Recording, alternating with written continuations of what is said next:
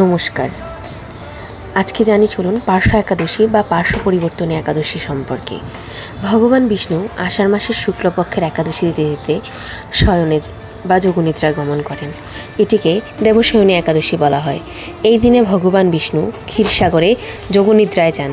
তারপর শুরু হয় চতুর্মাস, 4 মাসের ব্রতকাল, যেখানে ভক্তরা বিভিন্ন ধরনের নিয়মনীতি মেনে চলেন।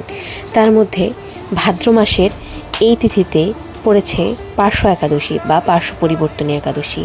তিথিটি শুরু হয়েছে 3রা সেপ্টেম্বর 2025 ভোর 3:53। তিথিটি শেষ হবে 4ঠা সেপ্টেম্বর 2025 4:21।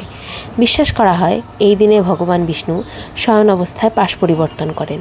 তাই এই দিনটির নাম পার্শ্ব বা পরিবর্তনী একাদশী। একাদশী পালন করার কিছু নিয়ম রয়েছে। একাদশী পালনে মন পবিত্র হয়, পাপ ক্ষয় হয়, আর সংসারে দুঃখ দুর্দশা দূর হয়। এই দিনে অন্ন গ্রহণ বর্জিত থাকে।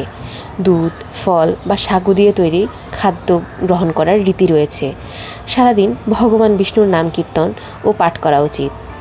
সন্ধ্যায় প্রদীপ জ্বালিয়ে শ্রী বিষ্ণুর প্রার্থনা ও কীর্তন করাই শ্রেয়। এই দিনে যত আমরা ভগবান শ্রী বিষ্ণুকে স্মরণ করব, তাহার নাম সংকীর্তন করব, আমাদের তত পাপ ক্ষয় হবে।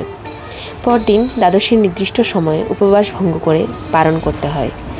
একাদশী পালনের এই বিশেষ নিয়মগুলো পালন করে চলতে হয়। ভগবান বিষ্ণুর কৃপাদৃষ্টি আপনার এবং আপনার পরিবারের উপর বর্ষিত হোক। ধন্যবাদ সবাইকে।